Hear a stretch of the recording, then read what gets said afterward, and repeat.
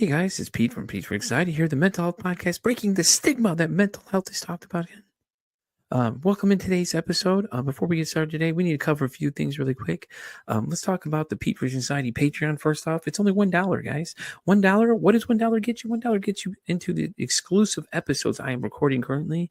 I'm actually focusing on certain different diagnoses of things to show you guys what it actually looks like as it manifests in a person. So why not for $1, judges? Yeah, they said $1. I just checked with them too. See, they said it was okay. It was $1 anyways. Let's also talk about the Oracle Talk Radio Networks app. In case you can't be here live listening to me, watching this video, supporting the show, you can listen to it on the radio app. Why not? It connects us live to our 365 radio. Just go to your app stores and download the Oracle Talk Radio Network. You'll see the big old Oracle Talk Radio Network app logo right on there. Download it, and it'll connect you to me, 10 a.m. Central Standard Time, 3 p.m. Central Standard Time, to Pete for Anxiety when I'm live doing my thing right here, informing the world and raising mental health awareness. So where are you going to be? 10 a.m. Of course. Come on. We just talked about this. Pay attention for once. Damn. Do y'all know how to listen? And as always, guys, like, follow, and share the YouTube channel. If you guys like what you're seeing, leave some comments, man. We want to know. I want to know if you like what we're on. You want to be on the show? Let me know. Hit me up at PeteVersusAnxietyPod@gmail.com.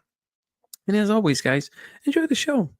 And by the way, did I mention to like, share, and subscribe to the YouTube channel as well? Yeah, okay. I just want to make sure because some of y'all are hard of hearing in the back, may have to yell loud or get a megaphone or something. But, anyways, let's get today's show started. Y'all have a great one. Enjoy. Hey guys, it's Monday. It's 10 a.m. You know what time it is? It's time for Pete vs. Anxiety, the mental health podcast, breaking the stigma that mental health is talking about. Merry Christmas to everybody, because we are only one day away from Christmas Eve tomorrow. My guest today is actually here to share someone else's story, which is very okay with me. I don't mind at all. David here is actually here to share a story about his son, actually. So, David, say hi to everybody. Hey, welcome everyone. Great to see or hear you, or happy holidays and all that. David's like, wherever you're coming in from, hello, everyone. Welcome. Hi. Yeah. Hello, world. So, David, if you want to go ahead and tell the people a little bit about yourself and tell them a little about your son, and we can just get right into it. Yeah. No, it's a great story. It takes there's a little bit of a background there, but I'm a father of 19-year-old twin boys, as we were mentioning just before the show. So, that in and of itself has been kind of an adventure. But one of my sons was diagnosed on the autism spectrum just before his 3rd birthday. And for his entire life, he's been basically non-speaking. The term or nonverbal is kind of more common, but they prefer non-speaking because, as it turns out, language is there, but it's really kind of locked in the brain. And we only relatively recently discovered this. So he went through the majority of his life really unable to communicate in a reliable fashion. We had tried a lot of the apps that had been developed, for the iPad to try to help, and he was unable to use those. He had some limited speech, but this put him into, of course, a special ed, intensive ed program in the schools, and he was giving standardized tests, which were really difficult for him. So it really limited his access to education. But we didn't know, we knew that he was locked in there, but it's really hard to figure out what was going on because he couldn't communicate. And that led to a lot of stereotypes and assumptions that proved to be way off base. So fast forward to September of 2022, a friend of mine called me and said, "Hey, I know another family that has a son that's a lot like your son. It seems like I've been following them also, non-speaking.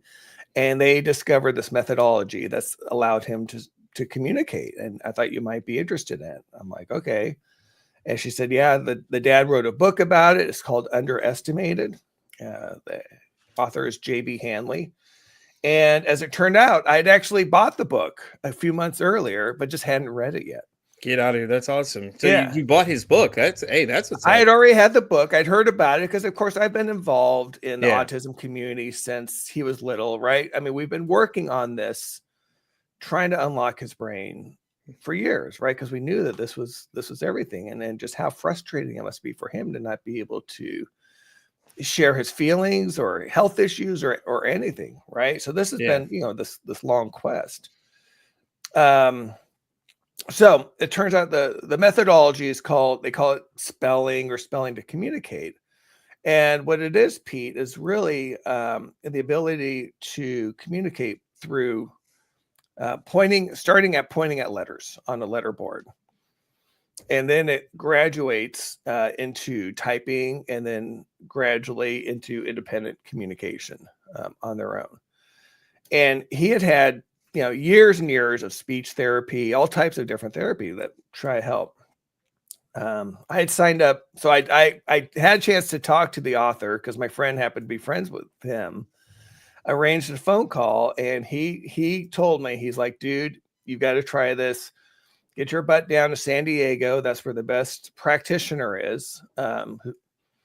Get as many sessions as you can with her, and you're going to be blown away. He said, in 6 months' time, you're going to be talking about college options.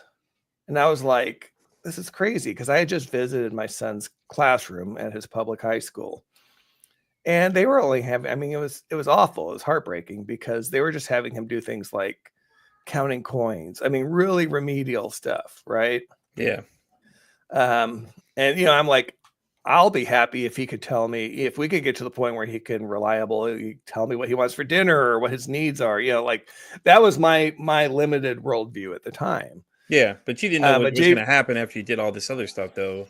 Well, here's the thing, Pete, and I think parents, especially those who are in the similar boat, who've have non-speaking children or have various types of challenges, you get your hopes up, right? Because you hear all these other stories of this will work, or like the biomedical therapies, and there's I mean, you try everything.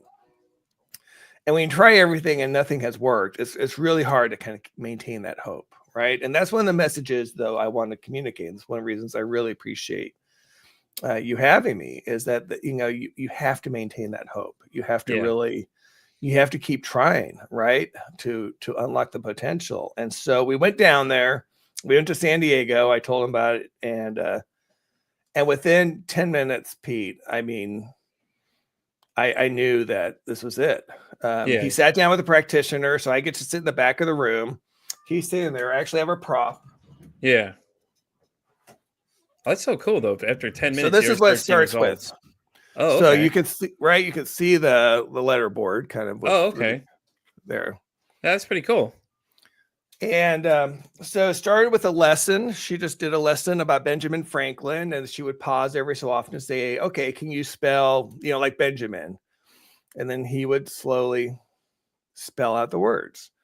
And then she would ask questions related to the lesson, and he would, like, what did he discover? Or, things like that from this lesson. And he would answer. And I'm sitting here again, like just kind of blown away watching from behind, because this is all new.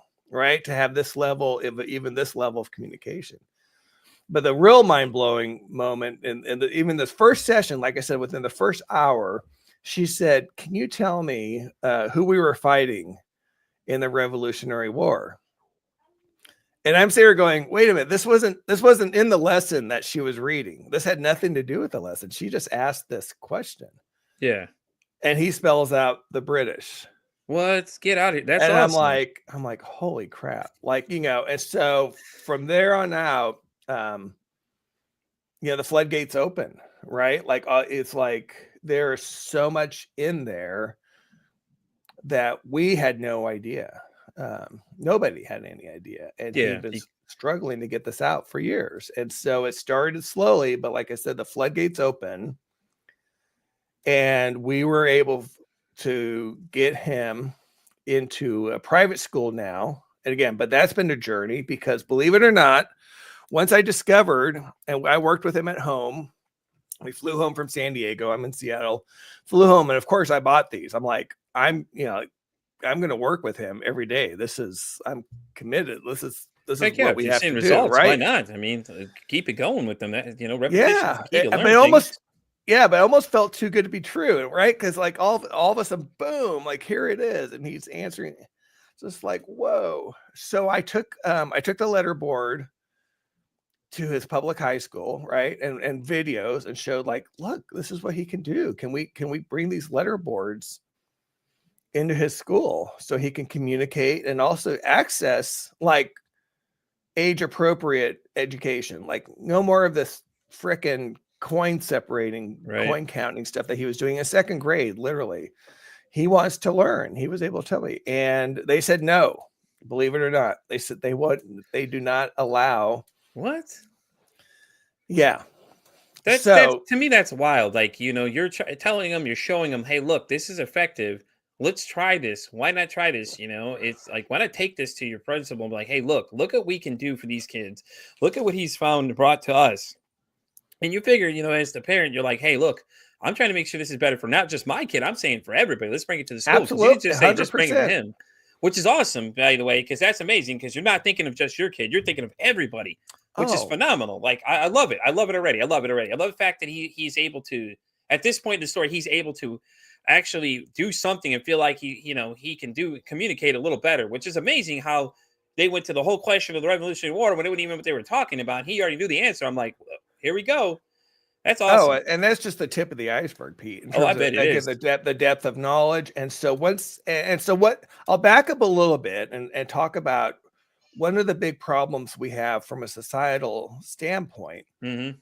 is that again this presumption that autistic kids, and especially those who aren't able to speak, aren't smart, right? That Exactly. somehow it's a cognitive uh, situation because we're so conditioned to speak, thinking, oh, someone could never speak, there must be something wrong with them.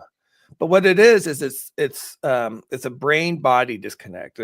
They call it apraxia, and Mhm. basically what it means is it's common, and like I said, you have kind of different degrees of different stages of this. But for a lot of these kids, including my son, it's pretty extreme, which is basically they just really have a hard time controlling their body and the fine motor skills. So you think about again communication, Yeah. what it takes, the fine motor skills that's required for us to speak, right? Your brain has to tell, like we learn this, right? As when we're Yeah. babies and you have, Mhm. you have a young one, we're just, right? This is all stuff you're able to do. You hear it, you practice it if you're able to control your tongue, your mouth. But if you're not able to do that, you're in your mind, you're like, okay, I know I need to do this. I know what to do, but your body's not able to do that. Yeah. And that goes and what makes it even more maddening is sometimes the body, and I know this because my son Stone has been able to explain it to me. Sometimes the body will do the opposite of what you want. So think about how frustrating it would be. Again, you're taking a basic quiz in class, a multiple choice. They give you a story to read, and they give you these really easy answers. Okay, is Yeah. the answer A, B, C, or D? In your mind, you're saying, "Oh, I know it's D," but your body points to A because it's Right. not reliable, and you get it wrong. And they're like, "Oh, he's only scoring in the 20 percentile, so too bad," sort of a thing. Where it's like, no, he knows the answer, he just can't get it right. So a big part of this spelling methodology, like I said, starting with the poking at these stencil letter boards, it's really kind of it's motor training. And the analogy I love to use is think about other things like, I don't know, have you ever golfed, Pete? Have you ever tried golfing? Yeah. I played video game golfing. Does that Okay, well, count? but video games, I mean, anything like that, it takes the first time you do it, Yeah. especially if you don't know what you're doing, if it requires multiple steps, like swinging a club, right? And you're Yeah. trying to hit most people suck, right? Like you miss it or you shank it, but you practice, you practice, you practice, you get Yeah. better. And that's the same for the spellers, is they practice the motor, and then they get more accurate, more accurate. And that's why they're able to progress from the stencils onto like a laminate board. And like I said, eventually a keyboard, which is what my son uses now. And actually a lot of his is now on an iPad. He's able to use, now we're able to progress to stage because he's able to control his body. He knows how to control the typing so that he can type on an iPad. So we ended up having to sue our school district. Oh, I don't blame you. After what they Yeah, told I mean, you, I because don't blame you at all. and we pulled him out, and we found a wonderful school that provides one-on-one instruction. Thanks to our attorney, I'd never heard of it before. It's called Brightmont Academy, and they have campuses across the country. And we went in there, and because we were looking for options, because I'm like, all of a sudden I have my son at home. He's supposed to be a junior. I'm like, I know how smart he is now. I want to get him educated. I'm like, oh my God, there's so much to catch up on. What's the best option? Yeah. And I wanted him to be involved in it too. Like, this is his life. This, all his life, he's had to go through basically having others make decisions for him, right? Yeah. Because and so this was really the first step for him to be involved in planning his life. And he's like, no, I think this would be a great fit for me. And they were open to, I'm like, the first key questions is like, hey, can we use letterboards in class? And at first they weren't really sure. I had to go in. Stone and I went in and met with the director because he had never heard of it before. Yeah. And so we sat down, and Stone was able to spell. He's like, hi, Tony, it's nice to meet you. And Tony was great. And he asked him questions, and he was able to kind of see his brilliance in person. Like, he was able to ask him some basic math questions, and Stone's answering them. And Tony, the director, was just like, oh my God, this is amazing. Yes, of course. We'd love to have you. So we were able to get him in there, and that's where he's going to school now. And he's taking high school level. Again, now remember, he never had formal education, so to speak. I mean, he was always in these intensive ed programs with IEPs that had very basic metrics. So he wasn't exposed to pre-algebra or even, anything, English, history. He didn't have access to these classes, as unfortunately most kids don't. But he's been thriving. So he's now taking environmental science. He blasted through algebra. He Blessed through algebra, huh? Hey, listen, he wants to do some algebra for me. I'm thinking about going back to school. I'll send it his way. Listen, buddy, I need no help with this. Oh yeah, he'll do it.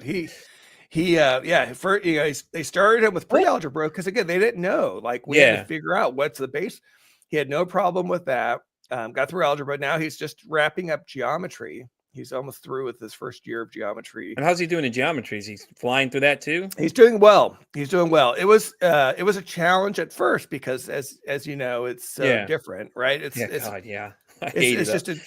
I hated geometry, David. I couldn't tell you. I disliked it with all the passion. Like, ugh. Oh, it was hard. It doesn't. I think you either have a brain for it or you don't. Yeah, right? That's why I look at it. Either it's your thing or it's not your thing. And the same thing with any of the sciences, like, environmental, biology, all these other things. If it's not your cup of tea, man, you're not going to be as invested as you would be, say, something else you're really interested in. 100%. No, you described my education career in a nutshell there, right? I mean, I was an okay student. Yeah, same here. But the ones that I was passionate about, really interested in, of course, I blew out of the water. And then, like you said, the other ones I struggled, and because it just didn't hold my interest. No, I can hear you on that one. Yeah. So he's now, like I said, taking those courses. English, he just started world history. So he's basically earning his credits. That's awesome, to get his degree, because he wants to get his diploma and go to college. And his goal is, he said that one of the first things he said when he was able to control himself, we call it open spelling or open communication. But one of the first questions I asked him, I'm like, what's your dream? What's your goal? What's your passion? He said, my passion is learning. He said, my goal is, he says, I want to go to Harvard. And so that's his goal, is he wants to go to Harvard. If he makes it to Harvard, you have to let me know, because I'm definitely making an announcement on this show. I need them to know. Oh yeah, that's absolutely. Amazing. I say tell him to go for it. Why not chase it? Because if you never know until you try. He's come so far. I think he can do it, honestly. As fast as this story progressed, as he was going through this and picking up so fast, I don't think there's any limit to what he can do. He continues to just blow us away. I bet. He's had a chance. So he's had a chance to continue to work with a spelling practitioner. So once we came back to Seattle, JB was able to tell me about another practitioner who lived about an hour away from us that we started working with. And that's been great. And I've continued to work with him. So because it's not as easy. One of the things I just want to point out is a lot of times you see, your communication partner, which is the one who holds the letterboard. Because a lot of these kids, including Stone, they need help with their dysregulation. they get dysregulated, or so the regulation is really important to be able to be really focused kind of emotionally, because again, they're trying to manage a lot of sensory issues. So they call it actually communications and regulation partner, CRP. Helping them regulate is almost as important as helping them communicate, just holding the board steady or helping coach them if needed, especially early on. But he's been able to just do amazing work, both with Meg, his practitioner up here, and with me. So he's written songs, Pete. I'm going to have to, he's written songs. Hey, that's what's up. Oh yeah. His most famous song right now is Speech Can Suck It. And it's like, when you read the lyrics, it's brilliant. And it was just amazing to see him write it on the fly. So again, he was in a session with Meg, and I'm just sitting there, right, just watching. He's like, yeah, I want to write a song. She's like, all right, go ahead. And he just writes it just off the top of his head. And he's done that with poems, stories. It's funny you say poems, because I had a friend on here. He wrote a book of poems. Funny you say music. I've had a few artists on here actually. And it's funny you say author as well, because I've had several authors on here, including Melissa Kim Corder. She was the one that does like shadow working and stuff like that. And I've got a couple other notable ones, and I have another Amazon 2-time bestseller that's coming on. Oh, wow. They're coming on sometime, and I think she's in June, I believe. But I'll let you know when I know what date it is exactly for her, because I know she signed up for it, and she'd reach out to me. I was like, "Whoa!" So that's awesome, though. The song thing wise, what kind of music does he like, though? He likes rock music. Okay, I had a guy from a band called Live and Stone that I met on TikTok named Brian, came on here. Oh wow. And stuff like that too. And I'm thinking like, hey, listen, maybe I'll take the song and see what he thinks. Maybe you can turn it into a song for him. That'd be awesome. Absolutely, that would be awesome. I'll see what he says. I'll have to reach out to him and see what he thinks about it, because maybe he'd do it. Because like I said, they're really cool guys. I've had several different musicians on here, all real cool people. I still talk to all of them, honestly. I still communicate with them at some point. So it's really cool. A lot of people I connect with on here, I stay connected with. So and obviously I'll stay connected with you, because I just want to hear what he's doing. I want to be on here cheering for Harvard when he gets it. That's all I want to say. I want to give him a shout out, like, hey man, he made Harvard. We're gonna start. I don't know if they're gonna hear me. The mic would distort when I start screaming out loud. I'll be so excited for him, because that'll be amazing. For him to achieve his goals is even better. Oh, it's just, it really is amazing to see the progress. And like I said, it just keeps getting better, frankly. I still feel like we're just at the tip of the iceberg in terms of his potential and capabilities. Definitely. We're getting there. And it's not all without challenges. It's still I want to say challenges. I think one of the things that a lot of parents, such as I, had to reckon with, and it is what it is. It's just kind of knowing that your child was trapped in their brain, like just knowing that they had to go through that for so long. Because again, think about us talking, Pete. Can you imagine if someone put tape over your mouth and try to go a day without talking? Right. Yeah. How frustrating. How hard would that be for you? Yeah, exactly. Because you're trying to communicate with somebody. If somebody doesn't know how to understand nonverbal messages, then it's like, ugh. Yeah, it could be frustrating, because people are like, really frustrating. What's wrong? Huh? Yeah. If you're guessing, it's just something that the majority of us take for granted, obviously. Exactly. Because, I agree. I agree. But he's been great in terms of saying, like, don't feel guilt. I mean, we've done everything we could, obviously, and the future is bright, and we're focusing on that. But that's just one of those things. And like hearing things like, again, like, so his twin brothers, equally smart.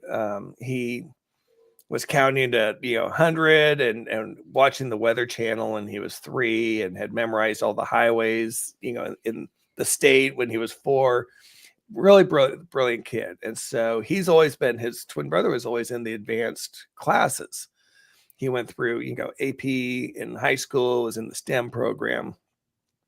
And for Stone, though, that was really hard to see his twin brother having access to this education while he's stuck in this remedial education. And Ty's now a freshman. He's just finished his first quarter at University of Washington. Hey, there you go. Yeah, which is really exciting. And Stone's really supportive of that, but there's a part of him that's kind of like jealous and envious, like, hey, I Yeah. should be there, right? Like my twin brother's there, I should be there too. And he's right. Like if he would have had obviously the same level of access and same education, he's just as, if not more brilliant than Ty.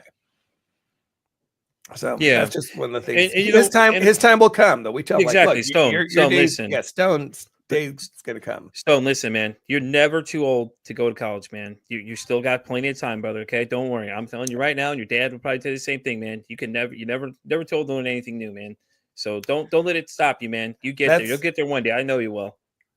that's exactly what we tell him. And I think it's one of those things that you kind of intellectually understand that, but it's still hard, right? Like Yeah, no, especially I again get with that completely. siblings and stuff. But I told him, I said, look, I mean, obviously he's a incredibly unique person with a unique story, kind of living this unique life, and his education is going to reflect that, the timeline, Yeah. and The mere fact whatever you can comes remember after all the that. highways in your state at 3 is really nothing short of that doesn't amaze me because I've met some kids with autism. One kid, he knew every capital of the world. You could point at a country, he knew exactly what the capital city was there. And it blew my mind because I was like, whoa, hold up, let's try this. Because I was having fun.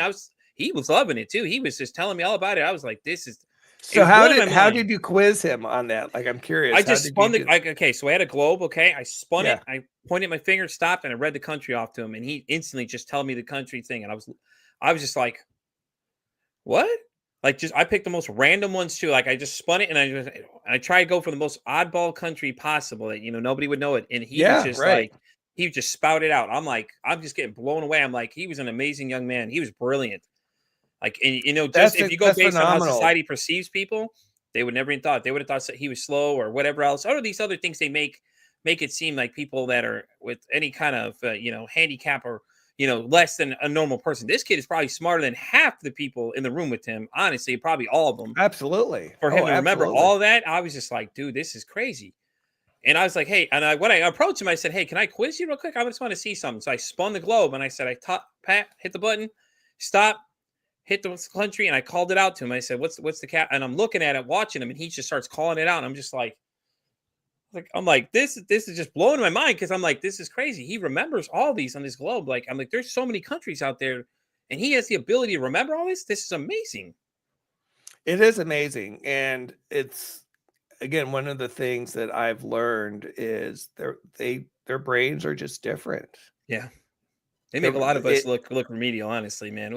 Which is like it's awesome though that a lot of them have the mental capability to remember like things like that. It's amazing. Like they're blowing people away. I don't think people realize how much more they're going to do in the future than people realize. Like I think everybody that looks down on them, they're going to be made look stupid basically because these guys are smarter than a lot of y'all. They have more knowledge than a lot of us, and they have way more capabilities than a lot of people realize they do. And I think that's a big problem is that we need to stop judging people by looks and based what we see the appearance of, because you can't judge a book by its cover like they said, because you can look at a book cover and say, oh, I don't like it, but did you look at it, really read it, or read the story or the synopsis of what it is a little bit, get an idea of what you're about to get into?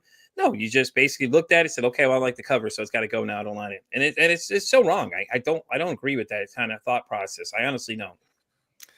No, and I'm glad, and I'm glad that you're sharing that message, because it is important for all of us to take that into account. It's so Yeah. easy. Stone has told stories. Because he's been aware. People didn't think he was smart enough that to know what they were saying. Like they would talk over him and not Yeah. talk to him. Or he's told stories of even teachers he's heard talking about him in a derogatory way, right? Again, just the assumptions that were made, Yeah. just because, again, really he can't control his body. And you're seeing this across the board, and that's the message. One of the great outcomes of this is, again, being able to join and be part of the larger community across the country, of non-speaking non-speakers are those who are now able to communicate, and their parents. and being able to share stories, share resources. Like when we were going through our initial lawsuit, there were other parents who have obviously been in the same position. This is happening, unfortunately, across the country, where people are trying to get accommodations for their child that they're legally entitled to. I mean, this Yeah, is a legal issue. This is a fundamental human right to be able to communicate. And we have laws to protect that. But a lot of the school districts don't count on parents pushing them far enough to the point of taking legal action, right? Because exactly. it's a lot of work, and it takes money. Like, you have to be able to afford. You have to, first of all, kind of know about it. You have to say, okay, I understand this is the law, this is my child's right, and then you have to be able to navigate the legal process, and then either hire an advocate or an attorney. Yeah, It there's a lot. It's a lot to go through, but it's worth it. I mean, I can't imagine not doing it. I mean, how could you deny a child that kind of right? exactly. Why deny them the education they deserve? And I think a lot of these schools, like you said, need to open their minds up to how life says. You brought this process to your school, and they're like, "No." I'm like, "You didn't even look at it. You didn't even go ask anybody. You just said, 'Oh no, we're not interested.'" Even though it shows that he's making progress. Why not try this with other kids? It might help. Some, and stop teaching him second grade math and teach him something. Treat him like an actual person, and not like he's stupid, because he isn't. Clearly, he isn't. He's way more brilliant than and people realize. But like you said, he just couldn't communicate with anybody. But now we found the way to communicate, and now you don't like it because for whatever reason. Well, I don't know, and it's Well, like it has to. they can't believe it. Again, this gets That back to too. this. I'm sure they can't, because me, when you started telling me that you said after 10 minutes he's already started communicating and he wasn't able to before, I was just like, whoa, hold on, really? That's awesome. How Like, does this happen? Right. I know, because and I remember it again at the time after that first session. His practitioner down San Diego, her name's Dawn Marie, or DM, but I remember just saying, this is just amazing. I probably had that dazed look in my eye or whatever. And I remember, I'll never forget that she said, yeah, this is paradigm changing stuff. oh yeah, and it's And funny. that's exactly right. It's absolutely paradigm, because it just all of a sudden all these. And here's the thing, I knew, because when Stone was about 4 or 5, there was actually a young teen girl who had gotten some publicity. She was in Canada because she was also non-speaking autistic, but she had kind of surprised everyone by communicating, typing on a keypad, like a laptop or whatever, and had gotten in the news. And actually was, again, in the early days of social media, was actually posting stuff, and people were asking her questions.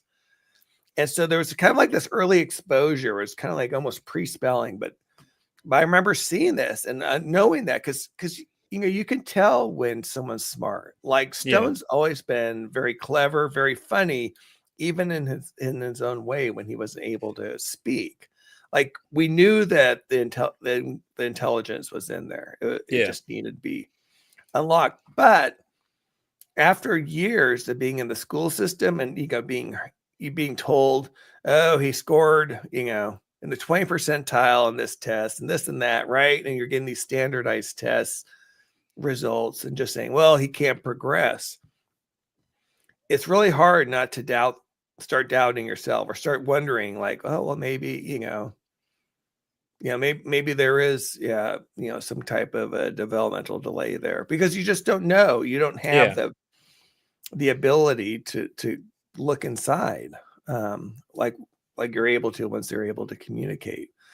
So it is paradigm changing. It's hard when, again, as a society, I won't use the word because I hate it, the R word, right? yeah. No, we're That's not gonna used as say a it, but I know what you're yeah, referring to. Yeah, I it's got used as you. a derogatory term, right? I Oh, don't you're think such people a know the correct terminology for it, and that's the problem too. but people use it as a derogatory. Oh, you're Hmm. just such an R or whatever. Yeah, Like, hey, you're like one of these kids, yeah, sort of thing. And they've grown up with it, but now we're discovering, as you said earlier, that they're just brilliant. yeah, One of my highlights, I know, is for Stone, but this is really cool, Pete, is that once a week, one of the practitioner groups, they started this national get-together. It's a Zoom call yeah. for non-speakers. So they all get together on Thursday afternoons from all over the country, and they're all with their communications partners. And then they have the chat window, and there's a moderator. And so they get a chance to hang out and talk to each other. Oh, that's awesome. Which again, they've, for most of them had never been able to do. They never, they couldn't have friends. Yeah. And now they get to hang out, and they, like they some of them have had a chance to meet up with each other and hang out, and they're talking about they want to do like they want to organize a cruise for non-speakers so they all can go on a cruise Hey, together, yeah, there you for a go. week and hang out, right? Things like Heck that. yeah. But it's so heartwarming to sit there and just see the love and appreciation that, because they all get it, right? Like they all, I mean, if Yeah. anyone's going to get it, they're the ones who are going to understand. Yeah, and there's And forming a sense of community too. Then hey, now I got friends. I can communicate. I can with email, and you can message people and things like that. There's so many different capabilities now. It's even better for these guys that now they communicate. They can build a little kind of their own little community where they get everything. Like they don't have to sit there and explain everything to everybody. They all just understand what's going on with each other, which is great. It's awesome to hear. That's what they're doing. And the cruise thing sounds amazing, honestly, for them. They deserve it. Like they it'd worked be hard to fun. get It'd be there, and fun then to things make it done it. happen. Yeah, Yeah, but we'll definitely. see if we could try to do something like that. But That'd be fun. at a minimum, it's just nice to be able to, like you said, build community. Yeah, definitely. We've done the same thing here in the Seattle area where I've been able to connect with other parents. We've organized events. So we had a dance like in September, for non-speakers and for those with special needs. And it was just a huge success. They just had so much fun. Heck yeah. It's all about including them, right? Yeah, Like just definitely. give them a chance to do things that the rest of us love to do too. Whether it's a dance, we had a special birthday party in November. Stone shared a birthday with another friend of his who he was turning 15 on the 15th, and Stone turned 19 on the 19th, which was kind There of you fun. go. That's awesome. So we rented a theater. It was a local theater, and had a party there again for all Yeah. non-speakers and their families. Yeah, definitely. And they had the party and then watched a movie. We watched Wreck-It Ralph. But Hey, I love Wreck-It Ralph. That's a great it movie. was a great movie.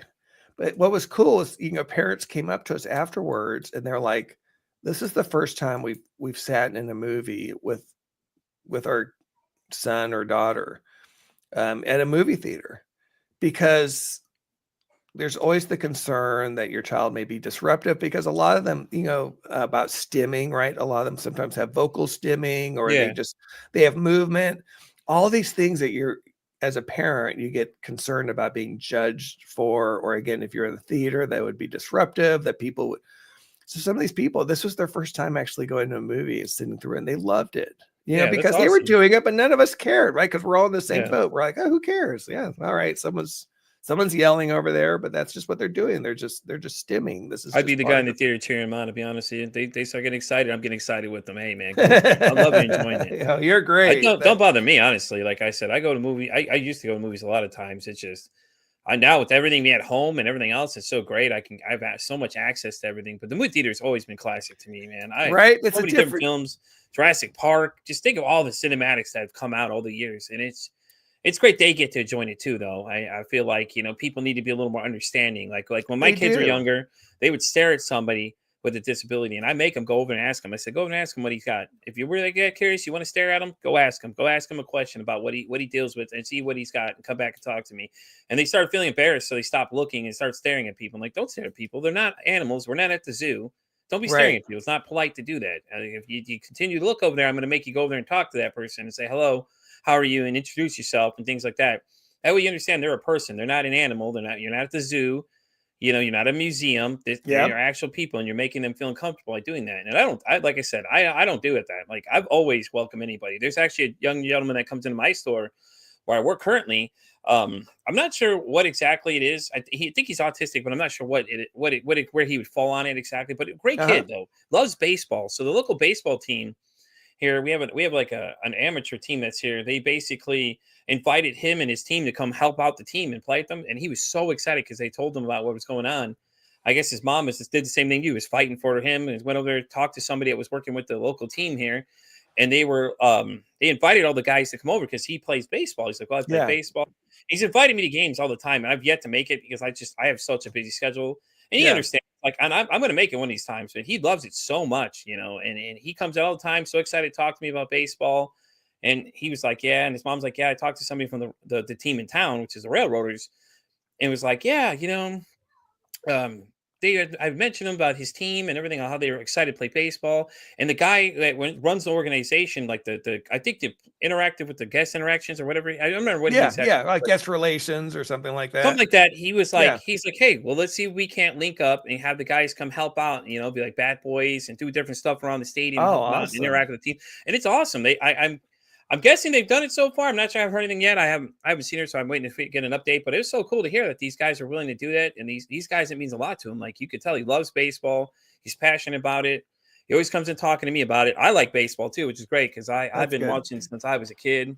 Yeah. I grew up in Likewise. Chicago. I got to see, Frank Thomas and a lot of these other guys. Oh, wow. Yeah. A lot of these guys that are coming up, things like that. So I went to a lot of Cubs games as a kid, even though I'm a Sox fan.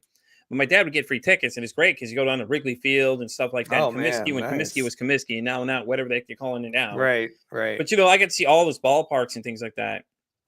And the nice thing is that the Rangers are close by too, so he goes to all the games over there and stuff like that. So Okay. Yeah. it's great though. Like, he's getting to do these things, it's awesome for him. I was like, hey man, that's awesome. Anything he comes in, he's always excited to tell me about it. I'm excited to hear from him, and I treat him like a normal person every single time. Like, to me, it doesn't bother me at all. Like, I don't let it bother me. I don't treat anybody differently. I treat everybody the same, equally. If somebody's Well, rude to somebody, I will tell them to leave. I don't have a yeah. problem telling them to get out. Well, the thing is, we need more of that passion We do. and We really joy do. in our lives, right? I mean, it's just really pure, pure, unfiltered joy. I'm a big college football fan. I Hey. went to college at University of Oregon, so I'm a big Okay. Oregon Ducks fan. And I took Stone to his first. So I had taken his brother for years, and again, Stone has had a lot of sensory issues, particularly when he was Yeah. Oh, yeah. I younger. could imagine in one of those stadiums. Oh no, poor So we were guy. always kind of concerned about that. But finally, about three years ago, I'm like, I'm just going to try it. He needs to experience it because there's just nothing like a college football game. Oh yeah, I agree. And he absolutely loved it. He's fallen in love. He's actually written a great story about that too. I'll have to share with you, talking about his very definitely. first college. It's a crack up to If he likes read. college football, you should tell him to try hockey too. Hockey's really great in person if you ever get a chance. I know you guys have the Seattle Kraken, I think, are in your city now. We do. Yep. He loves hockey. Yep. Oh heck yeah. I'm a Ty hockey played guy. hockey. He played junior hockey. Actually, I play hockey, Really? believe it or not. I started Heck playing yeah, that's hockey what's up. as a grown up. When I was 49, I did learn to play hockey, and now I'm on 2 hockey teams. Oh, that's So awesome. it's my escape. It's kind of my, Yeah. you talk about, like, Pete versus anxiety. This is like, that's my mental health break, Yeah. is playing hockey because of the physical nature of it. Just being able to exercise, being out there. Yes. But the camaraderie, like I said, community and camaraderie, just hanging out in the locker room, having a beer afterwards, and just Hanging out. Yeah, yeah. I agree. not dealing with real life. I was a big bowler. Man, I'm bowling. I bowled the other day for the first time in a long time. Oh god, I missed that rush. I just loved it. It was great. Just Why being out aren't you there. doing? Why don't you do it more? Uh, I fell out for a little bit, and just work got busy with me. I work a lot and things like that. But I'm going to try Yeah. doing it. It's after I went again. I told my wife, like, now I got the bug. I got to get my ball again, get some shoes, all this stuff. I already started going online looking for stuff I need. I'm like, we're gonna start Good. doing this. We're gonna go back and start doing it again because I'm like, I enjoy it so much. And it's funny because she's We like, I've need never that. We right. need that. Well, I enjoy doing my podcast too. Like, I love this. Like, I get to meet people new week. Couldn't sit here and tell you a year ago that I would have sat down with as many musicians and authors and things like that I've got to meet and all this stuff so far to this point. And this show just keeps going. I'm already into July booking people for this That's live crazy. show. That's awesome. Yeah. It was nuts because when I did it in November, I put the calendar up and this thing exploded. I was like, oh, well, there's a demand here. And then I added a second time slot at 3 p.m. thankfully, because Oracle said that if there's space, you can use it. So I'm like, all right, well, let's do it. Let's fill the space. Why not? Let's see how the demand is at 3 p.m. And then shot off to July as well. That is in fact, great. This morning I just looked my first 2 guests in July for both time slots on the same day. I was laughing. I'm like, that's funny because then I know they're on the same exact day. So what I flip the script a little bit. I'm curious what motivated you to start the podcast? Actually, I did a podcast before. I've always wanted to do one. I kept saying, hey, I'm going to do it. A friend of mine at work has said, hey, man, Spotify has a thing where you can record your own podcast. I was like, all right, what the heck? Let's go for it. So I started one called Pete's Corner Store. And the reason I say this is because I've been in customer service all my life and I've had Uh-huh. some stories to tell people. So I was like, all right. The first season was just me telling nothing but stories about things I've experienced, like things that have happened where I work. I didn't tell anybody where I work at just because Yeah. I Yeah. had to No. keep it complete, like the whole social media agreement. But anyways, I did a whole first season. It had gotten a lot of reviews. A lot of people liked it and thought it was hilarious. I'm like, you're all laughing, but these are real stories. I'm telling you, I've had people do some crazy things go on here. Yeah. So season two, then I picked up a co-host, which is a friend of mine, and it just kind of was like, it was all right for a bit, but she wasn't as committed as I was. And I was like trying to keep it like, consistent, things like that you need to do when you're You have to podcasting and be be consistent. consistent. Yeah. So I decided to part ways after we had some differences about some things that she was talking about. And she was very controversial. I love her to death, but she's very controversial. And I'm like, I can't continue this. Like, if I'm going to build a brand name, I got to do it solo. So I told my wife about I was going to do this. And she's like, if you do this, you absolutely have to be by yourself. No one else can be with you. You're just you. Okay, cool.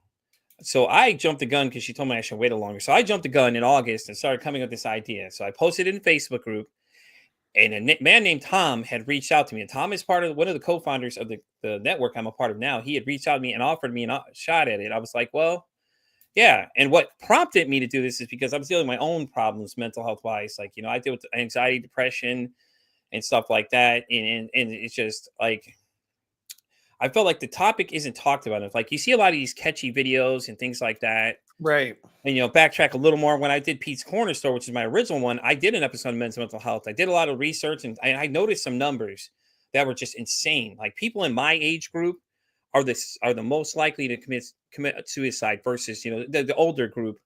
But I'm right in that area. I'm like, man, this is crazy. Like, why That's is this bad. though? Yeah. And if you look into it, it's because not a lot of people are talking about the subject. Like, hey, people say they're okay and they're not. So now, instead of saying people, how you doing? Usually I go, hey, how's your mental health? And people stop and they think, I go, whoa, hold on. Mm-hmm. He didn't just ask how I'm doing. He said, how's my mental health? So now I'm really thinking. And I had one young man, he reacted weird. He just went completely berserk. Like, he didn't know what to say. He's like, why is he asking me this? And it's like, yeah, it got you thinking, didn't it? And I said, the reason I asked you that question is because I'm curious. How's your mental health doing? Are you good? You all right? Are you upset about something? Something bothering you? Day down?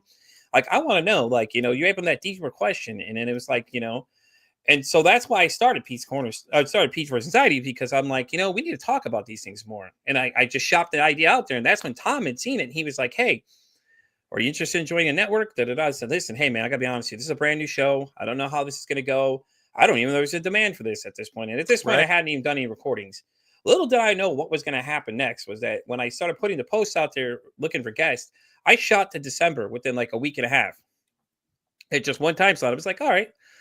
So then I'm like, okay, the demand for 3 p.m. came and I shot it to 3 p.m. I'm like, okay. And then I met another person, actually my guest that's going to be on at 3 o'clock, Keegan. He and I have been talking back and forth. And he was asking me some questions like, hey, man, you don't have a calendar? I'm like, no, I don't have a calendar. I'm still kind of new to this thing. I'm still figuring this out as go. And I was like, all right. He's like, yeah, man, you should get a calendar. It'll work great. Help you schedule people a lot better. So I put that up. And like I was telling you, it shot all the way to March. I was like, damn, the demand here is really heavy. And then it goes all the way to July, where it was at till this morning, till somebody's booked this morning in July. And I was like, okay, all right. This is crazy. All right. Like, it was a That's lot of awesome. surrealness because it's like the demand is there. And every time I talk to people, they're like, oh, I want to be on the show. I want to be on the show. I'm like, guys, I'm booked till 2025. So then the network approached me about a Patreon. They're like, hey, do you want to be a part of Patreon? It's where you can make a little extra money. It's a little bonus content on there.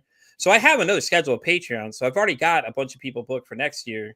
Oh The wow. beginning of the next year too, as well, because I joined up with a site called Podmatch. It's one of my guests 2 weeks ago, Stephanie, is working on this film called Bloom. She actually has it ready to go. She's just trying to get it funded. And it's going to change the way people look at mental health. Basically, she has it in a sense of like a lot of comical things are in there to laugh at stuff. Just kind of give it to them in a different format than just force feeding all this information down your Yeah. throat. And it's a great idea. And Stephanie and I, we invited Stephanie to join our my nonprofit, which is Podcasters Prevention. They actually, the founder, Ricardo, actually is the one that was telling her it's going to help her try and get it funded, help her do fundraisers and things like that, and invited her to be a speaker part of it too, because what we're trying to do is raise mental health. We're trying to raise $1 million basically. To look at different initiatives for mental health and everything like that and stuff like that and things like that. And I can send you all the info and everything too. I'll email you the info. That'd be and you great. can check it out and see what you think and everything like that. But yeah, man, I just think the topic isn't talked enough about. And I love it because I'm learning new things every week. I got experts, I I'll got bet. speakers, I got all these people giving me all this information, and I love it. I'm feeding off it. I'm so excited because I get to meet new people. I got to meet all these different artists too. And you get their different opinion. The aspect is that we're trying to create a safe space for people to talk about mental health. Whatever problem you deal with, this is the place to be. You can come on here. You don't have to be a professional. There's no restrictions. You could be just an average Joe. You have a story you want to share. If your story touches one person's life, you made a difference right there. And I tell people that. And there's a person that's been on this show. His story touched 3 people's lives already. He goes by the name Country because I do a lot of I meet a lot of people on TikTok and everything else. I'm on every platform. So like he was on TikTok. I met this guy named Sean. His goes by Country Boy. Sean came on and told the story, and him and I were discussing things. And he's like, "Yeah, I don't think anybody's going to hear my story and say anything." Lo and behold, did he know there's a gentleman named Ken that spawned off that came on. Now Ken, he came on, and his girlfriend Nicole both had seen the show and were watching it. And Ken and I were just in the beginning talking, and now we chicken in each other every day. Hey, how you doing today? Things like that. And you start developing these, like you start building friendships basically, people and different things. And it's the start of it. You don't know these people, and how are you going to know people? Start talking to people. And it's great though, because I meet people of all different walks and things like that. And then it prompted me to have a guest named Bree that came on here. And let me tell you, her episode exploded with comments. Like, this girl has only known these people for a month and has made that much of a bigger difference in their lives. Like, literally.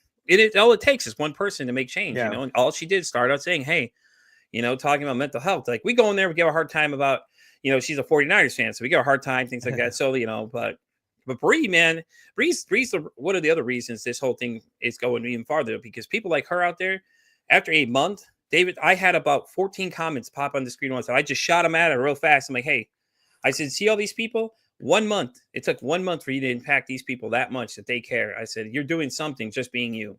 And that's all it is. You guys don't have to be Superman. You don't got to be any of these superheroes. You just be you, man. Just be yourself.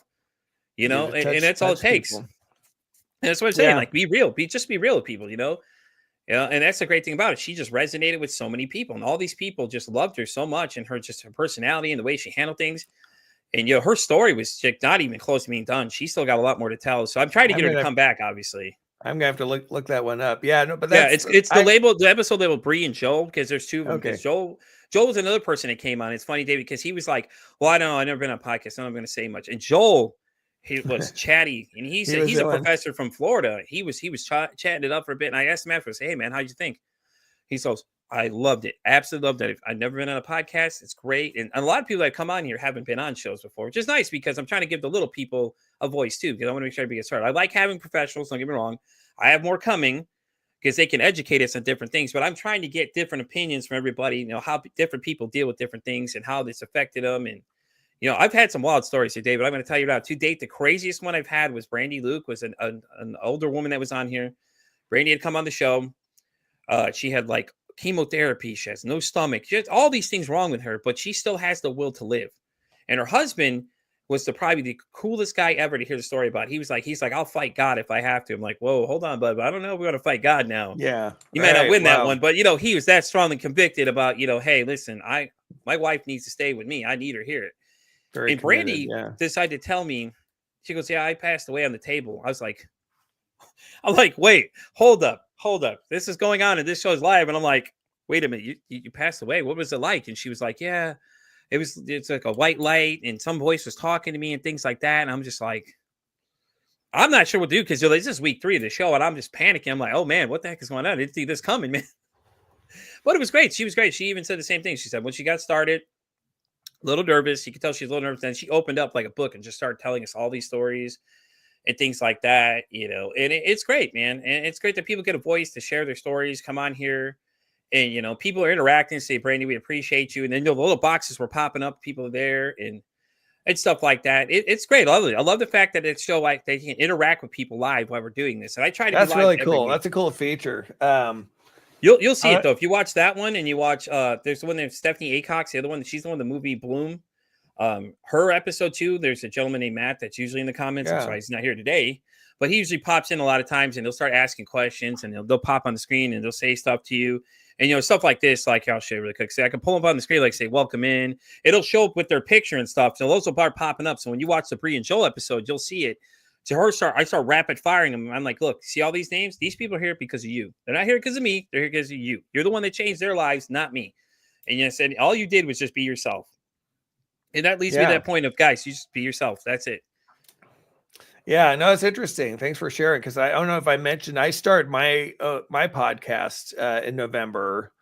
It's called The Lighter Side of the Spectrum, obviously focusing on kind of parenting those who are involved with those in the spectrum. And it's been a lot of fun as well. It's awesome. Because like I said, I've been an parent of an autistic son now for 19 years. Yeah, I've got a lot of experience. I've met a lot of great people. There's a lot of great resources, and it's building community, helping people understand, as you said, like with mental health. I think a lot of times you can feel isolated, right? Like you can feel like you're the only one dealing with this. And it's nice to know that you're not, that there's help and there's resources out there. Yeah. And people hearing other people's stories tend to get them to open up more too. They're like, man, I'm not alone. Like you just said, I'm not alone. And I could communicate with you. And it's funny you say that you have a podcast, because my guest next week at 3:00, he has 4 kids that all have autism, and his wife has a binder for each kid that she starts helping out people. So I'll have to send you his information. I'll ask him about going on your show, because definitely I think him and his wife will have a powerful message for people that need. I would love to. Yeah, please do. Definitely. Oh yeah. I'm all about sharing guests with people. Yeah. Keegan does the same thing. The guy's gonna be on at 3:00. He has a podcast as well. And I'll leave him your information too. He reaches into the market too. So and I'm sure he gladly hosts you, honestly. Me and him share guests all the time. I said he sends me some and I start suggesting some to him, and I start shopping his out to other people, because he does a lot of sobriety too. So I shop it out to a lot of these people that are going through sobriety and things like that. Say, hey man, would you be interested in sharing your story? Got a great friend, and I'm always trying to help him out, because he's always helping me out with things, and we're always back and forth communicating about stuff all the time. So it's a great community. I mean, it is definitely. I think welcome to the community, David. I didn't even know you didn't tell me you had a podcast. Yeah. Well, I think when we first connected, I think I was still, in the setting it up stages, but now it's launched. That's awesome, man. Where can everybody find you on your podcast? So on YouTube, Spotify, Apple, the usual outlets. Oh, definitely. All right. Well, I'll definitely come follow you on YouTube David for sure. Kaufer, The Lighter Side of the Spectrum. Hell yeah. Yeah. And we actually had Stone's a guest in one of our episode number 2. Heck yeah. There you go. That's awesome. Yeah. Did he enjoy it? I bet he enjoyed it.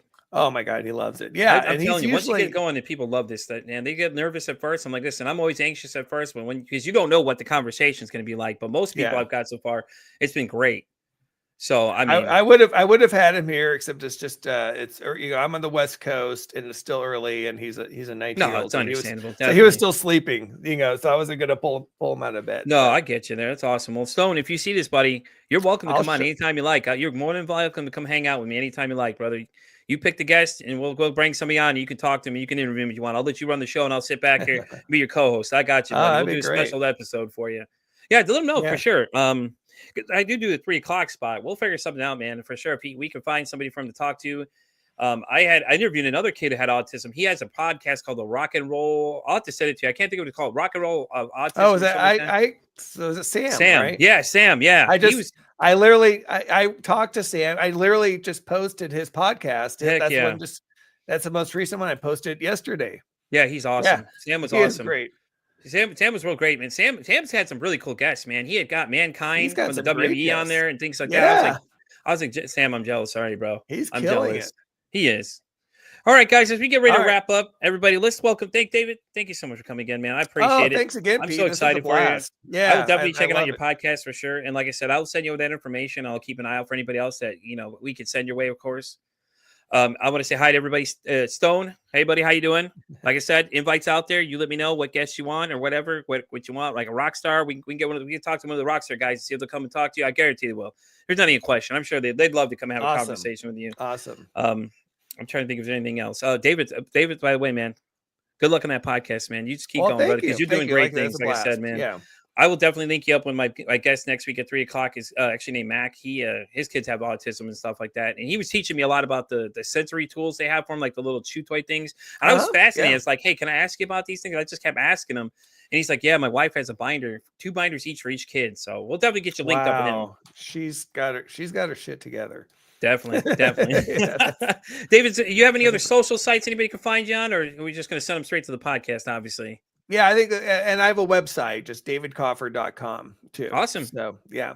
All right, guys. Well, that wraps up another exciting episode of Pete versus Anxiety here. David, again, thank you so much for coming. I appreciate it. Like I said, Stone. Pete. And what's your other son's name? Ty, you said? Ty. Yep. Ty. Ty. Buddy, yeah. How you doing? I know you didn't have a chance to see me, but hello. It's great to meet you. Your dad's doing fantastic things, buddy. And I want to hear about Harvard, man. You got this. You get it. You let me know. I'm going to shout it loud. 100%. Hell yeah. We'll shout it out loud on this show for you, brother. I got you, Ty. Definitely.